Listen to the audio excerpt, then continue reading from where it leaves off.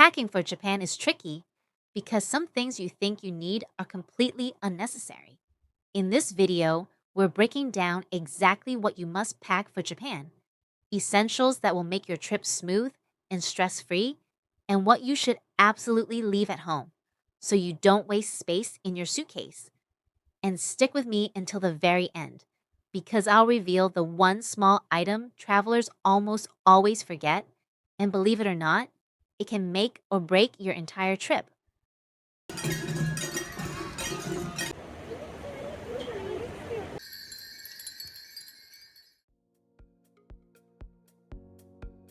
Let's begin with the foundation, because without these essentials, your Japan adventure won't even get off the ground.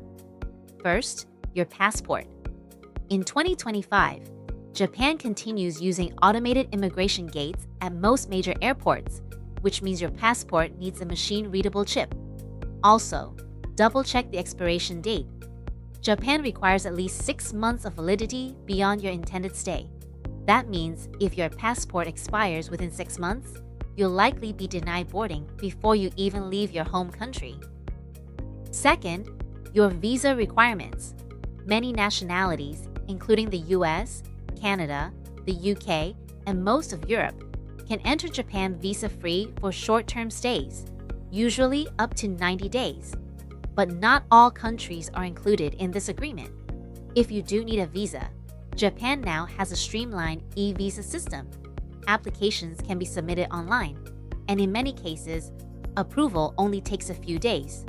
However, don't wait until the last minute. Airlines may refuse to check you in without a valid visa confirmation. Third, travel insurance. Japan has one of the best healthcare systems in the world, but it's also one of the most expensive for foreigners. Even a simple emergency room visit can cost hundreds of dollars, while an overnight hospital stay could run into the thousands.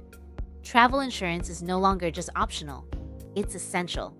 Print out your policy details and also keep a digital copy saved on your phone in case you need to present it quickly. And finally, money. Japan has been modernizing quickly, and in 2025, cashless payments are far more common than they were even a few years ago.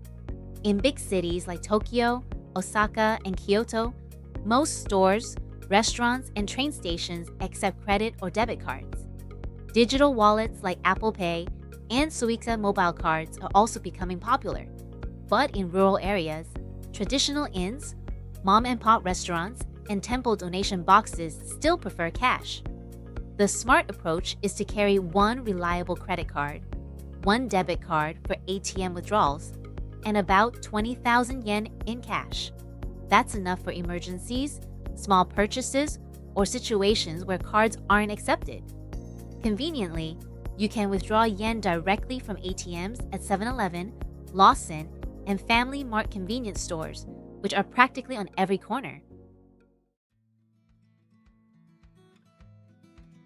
Now let's talk about clothing.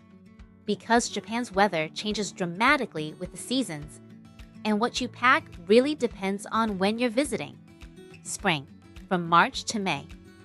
This is cherry blossom season. The air is mild and fresh, but sudden rain showers are common. A light jacket, a few layers you can add or remove, and a foldable umbrella will keep you comfortable. Summer, from June to August. Think hot, sticky, and humid. Lightweight cotton shirts, shorts, and a wide brim hat are essentials. Comfortable sandals help too. And don't forget a small hand towel. Almost everyone in Japan carries one, and you'll use it constantly for sweat in the summer heat. Autumn, from September to November. One of the most beautiful times to visit.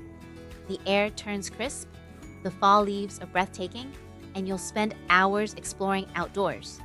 Pack sweaters, long pants, and maybe a scarf for cooler evenings. Winter, from December to February. Winters vary depending on where you go. Tokyo and Kyoto are chilly but manageable with a warm jacket and layers. But if you're heading north, like Sapporo or Nagano, expect heavy snow and freezing temperatures. In that case, bring a proper winter coat, gloves, and thermals. And here's the golden rule. Shoes.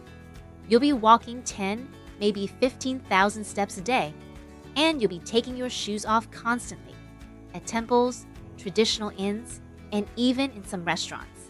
The solution is a pair of comfortable slip-on shoes, one casual pair for everyday exploring, and one slightly dressier pair if you're planning on fine dining or nightlife.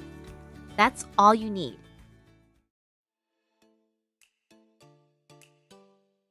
Japan may be famous for its high-tech culture, but that doesn't mean you can rely on finding everything once you arrive. Bringing the right tech with you can save time, frustration, and even money. First, a universal power adapter. Japan uses Type A and Type B plugs, the same as in North America, but the voltage is lower, 100 volts instead of 120. Most modern devices like laptops, phones, and cameras are dual voltage and will work fine. But check the small print on your chargers before you pack. If they don't say 100 to 240 volts, you'll need a converter. And here's an extra tip. Bring an adapter with multiple USB ports. Outlets in hotel rooms are limited, and being able to charge everything from one plug is a lifesaver. Second, portable Wi-Fi or an eSIM. This is probably the most important item for travelers. Japan doesn't have as much free public Wi-Fi as you might expect. You'll find it at some hotels and a few cafes, but it's rare to find one on the streets or inside train stations. That's why most visitors rent a pocket Wi-Fi device directly at the airport. Another option is to get an embedded SIM for your phone, which gives you instant data without carrying extra equipment. Both options are affordable and will save you hours of stress when you're trying to navigate Japan's train system. Third, apps. A few apps will completely change your travel experience. Google Translate with the camera function is essential for reading menus, signs, and even store labels. Hyperdia or Navitime apps are fantastic for train schedules, while Suica or Pasmo mobile apps let you top up and use transportation cards directly on your phone. Fourth, a portable charger. You'll be out exploring all day, taking photos, using maps, and your phone will drain quickly.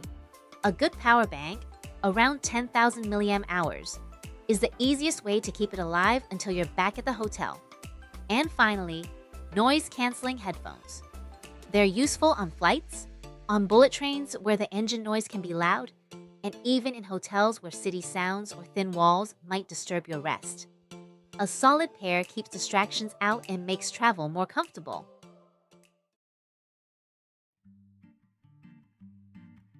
This is one of the biggest areas where travelers tend to overpack. Toiletries can take up a lot of space, but the truth is, Japan has almost everything you'll need. The trick is knowing what to bring from home and what you can buy after you arrive. Here are things you should bring. First is your prescription medications. Japan is very strict about medicine imports. Some common over-the-counter drugs from abroad are even banned here. Always bring enough for your trip, plus the original packaging and a doctor's note or prescription paperwork. This avoids trouble at customs. Second is deodorant. Japanese deodorants often weaker and lighter in fragrance than what many travelers are used to. If you're picky about this, pack your own brand. Third is your skincare essentials. If you rely on a specific face wash, moisturizer, or medical cream, bring it. Japan has excellent skincare, but formulas may feel different, and instructions are usually only in Japanese. And for ladies, you may bring your hygiene products. Pads are widely available, but tampons are less common, and menstrual cups are rare. If you have a brand you prefer, bring it with you. And here are things that you don't need to bring.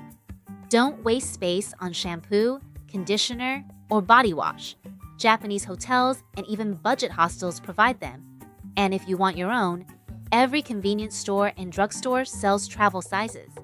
You can also skip razors, shaving cream, and toothbrushes, since hotels already include them. And if you want better quality, Japanese drugstores have plenty of excellent options. And there's no need to pack a hairdryer either. You can easily find one of them in almost every hotel. And here are a few bonus tips. Japan is world famous for its beauty products. You'll find shelves of sheet masks, hydrating lotions, sunscreens, and serums that are affordable and top quality. In fact, many travelers stock up and bring them home as souvenirs. The best packing strategy is to only bring your medical necessities and hard to find personal items. Leave the bulky basics at home and keep some space in your suitcase because chances are you'll want to shop the beauty aisles while you're here.